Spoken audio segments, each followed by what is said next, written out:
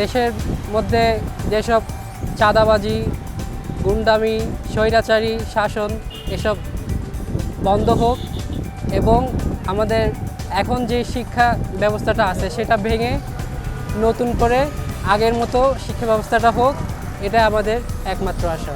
আমরা সাধারণ জনগণ হিসাবে আমাদের চাওয়া আপনার রাস্তাঘাট এবং কর্মস্থল একটু নিরাপদ হবে এবং দ্রব্যমূল্যের দাম নিয়ন্ত্রণের মধ্যে থাকবে, আমাদের ক্রয় ক্ষমতার মধ্যে থাকবে।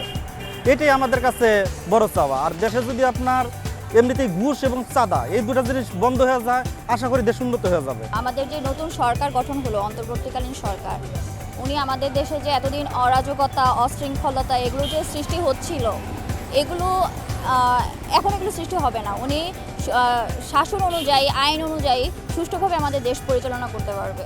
আমাদের বিশ্ববিদ্যালয়গুলোতে যে এতদিন রাজনীতি সংগঠিত যে ঝামেলাগুলি হচ্ছিল বা হলগুলিতে যে ঝামেলাগুলো হচ্ছিল, আমি আশা করব যে এখন এই ঝামেলাগুলি হবে না।